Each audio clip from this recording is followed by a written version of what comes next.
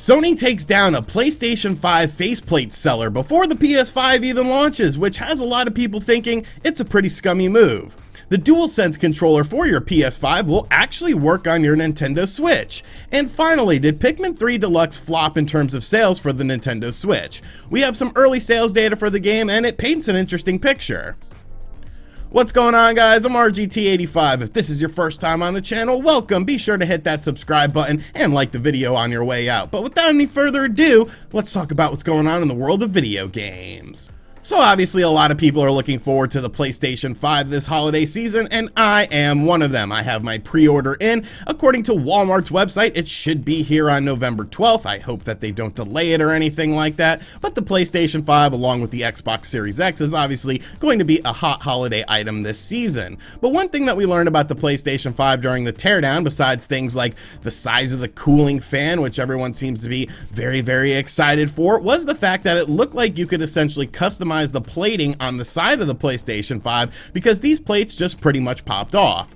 Now the PlayStation 5 of course comes with white plates on the side of it, and I think it looks fine. It's definitely sort of different than a lot of the colors that we've seen PlayStation use over the years. Usually they go with like a gray or a black, but I think the white sort of makes it stand out. But obviously a lot of people want to customize things like this, and things like the skin industry and customizable plating for various controllers and systems has been around for a very long time. It's obviously a very lucrative business for a lot of people, and a lot of people enjoy customizing and making their systems look like their systems and adding their own unique touch to it.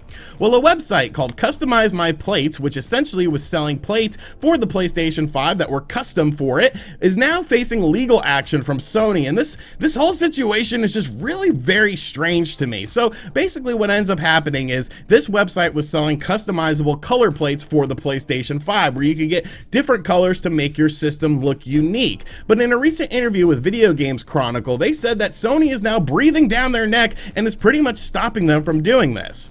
In the interview it says the following: "Before we launched, we did our due diligence, and we're of the opinion that because Sony only had pending patents on the faceplates, there would be no problems.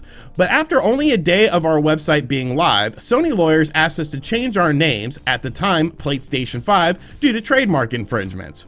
We thought this switch would be enough to keep everyone happy, and honestly we were hoping since we were already underway with our product development. But then Sony's lawyers told us it was their opinion Sony's intellectual property extended to the faceplates, and that if we continued to sell and distribute them in any country, we would end up in court. This all came to light yesterday, and we are now canceling and refunding all of our faceplate orders worldwide. We are extremely disappointed about this, but we have no other option." Now, first off, let's get the whole PlayStation 5 thing out of the way. I don't really see how that's infringing on Sony's intellectual property or anything like that. It's not called PlayStation 5. It's not called PlayStation custom, skins or custom plates or anything like that. It's simply called PlayStation 5, which is a completely different thing. Sure, some people might be a little bit confused by it, but at the end of the day, I don't really see how that infringes upon Sony's PlayStation branding unless they said that PlayStation was a part of it, which obviously it's not. But obviously the bigger story with this whole situation is the fact that now they are no longer able to sell customizable plates for the PlayStation 5, and I could see this becoming a very large problem, and I think other retailers who are maybe thinking about producing plates for the PlayStation 5 are going to think twice about it and probably not end up doing it. Now of course you can still get just standard custom skins, which are essentially stickers to put on the plates of the system, but I feel like this would have been a much cleaner look, and the fact that you could have a bunch of different colors was actually a very cool thing. If you go over to Customize My Plates website right now, you can see that they just have a bunch of skins up on their website. And it's really a shame that this is even happening because much like Nintendo, where they get in these legal battles where it's like, is it even worth it? Like, this is a situation where you could definitely say, is it even worth it?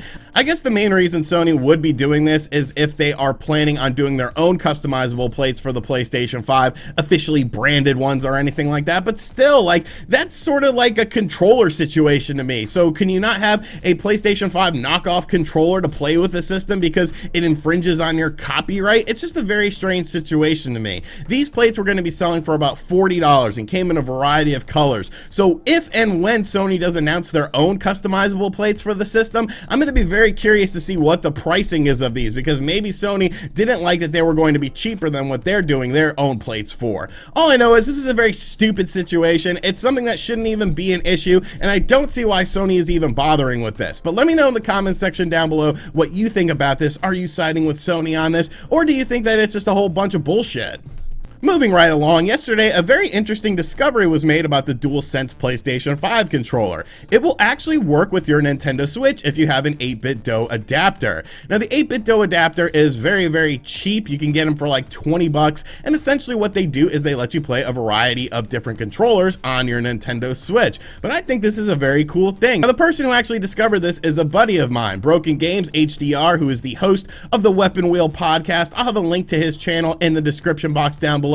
I've done the Weapon Wheel podcast a few different times, and it's always a very enjoyable podcast, a very fun time, and I always have a blast doing it, so shout out to Broken Games HDR. But he basically hooked up his 8-bit DOE adapter on his Nintendo Switch and tried his DualSense controller, and it worked perfectly. Obviously, I don't think this will replace the Pro controller for a lot of people, because that's how I mainly use my Nintendo Switch, but I think it's cool as an option because a lot of us are getting a PlayStation 5. So if you have a friend coming over or something like that and you want to play a multiplayer game, you could just simply hook up the 8-bit DOE adapter to your Nintendo Switch, and then they could use your DualSense controller. Or if your Pro controller is running low on battery, you could switch over to the DualSense controller. It's these little things like this that I just find very interesting about technology. So yes, a DualSense controller will work on your Nintendo Switch pending you have a $20 adapter for it, and honestly that's cheaper than a Pro controller, so I think it's pretty cool. And finally, the big game for the Nintendo Switch, coming to us from Nintendo themselves in the month of October, was of course Pikmin 3 Deluxe, a port of the Wii U game Pikmin 3. Now, they did add some additional things to the game, and they added in some quality of life improvements to the game as well, but at its core, it was essentially just Pikmin 3, which,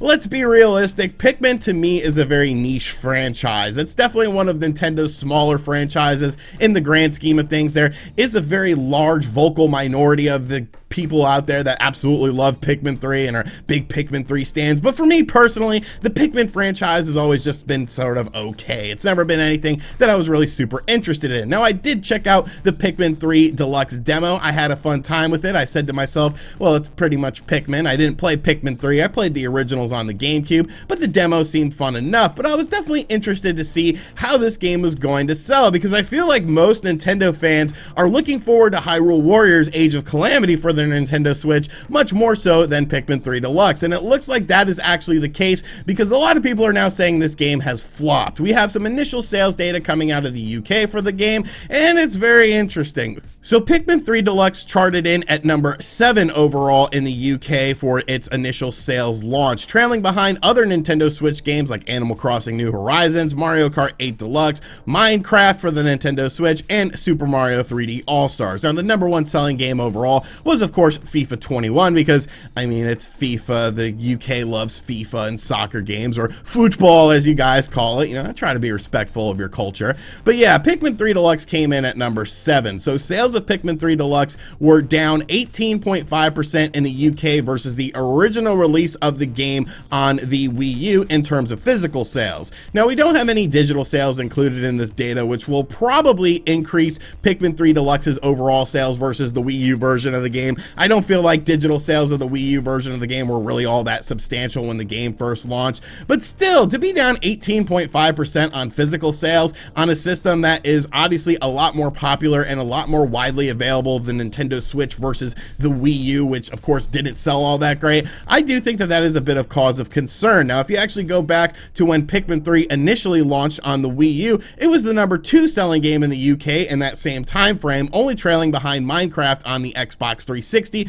which was number 1. Now, Minecraft for the Nintendo Switch is number 5, and Pikmin 3 Deluxe is number 7. So really, time is just an ever-evolving circle that never really changes, and the same games just sell over and over again. So why is this the case? I think I made it pretty clear when I talked about the Pikmin franchise. Pikmin is not a big seller. It never really has been a big seller. Sure, it's a fun game. I think it's a very solid game, but really for Pikmin fans, I feel like you played Pikmin 3 on the Nintendo Wii U to death, to the point of where a Pikmin 3 Deluxe version doesn't really add all that much. Sure, there's some additional stuff in here, but it's essentially the same core experience, and it's not really a game that has that mainstream appeal with something like Animal Crossing or Super Mario 3D All-Stars would have, to where new Nintendo Switch owners would be like, I have to have this game. I don't think it's fair to say that the game has necessarily flopped or anything like that. Of course, this is just sales data out of one region, but I know personally I didn't pick up Pikmin 3 Deluxe. A lot of my friends didn't pick up Pikmin 3 Deluxe, and a lot of us just kind of forgot it was coming out. Pikmin is a very niche franchise, and I know that's going to hurt people who are big fans of Pikmin and want Pikmin 4 to be this huge, spectacular adventure, but at the end of the day, I don't feel like Nintendo even themselves thought that Pikmin 3 Deluxe was going to be a huge seller. So really at this point, probably any sort of sales is a win for them. It will be interesting to see how this game does in the NPD sales, of course, that tracks sales data in the United States for physical game sales, but as of right now, it definitely looks like a sluggish start. Maybe it'll pick up during the holiday season, but really, it's a niche franchise, so what did you really expect? Alright, so that is going to do it for today's video. I hope you guys enjoyed it. Be sure to let me know what you think of everything in the comments section down below. Was Pikmin 3 a flop on the Nintendo Switch? Did you even pick up this game? Did you even remember that Pikmin 3 Deluxe was coming out on the Nintendo Switch? What do you think about Sony going over this faceplate manufacturer? Do you think it's, well, just ridiculous like I do? And are you going to use your DualSense controller on your Nintendo Switch, or are you happy with your Pro controller? And as always, guys, thank you for checking out this video. If you are new to the channel, make sure you subscribe and turn on notifications. Check out other videos on the channel as well, and as always, I'll catch you guys on the next video. Later.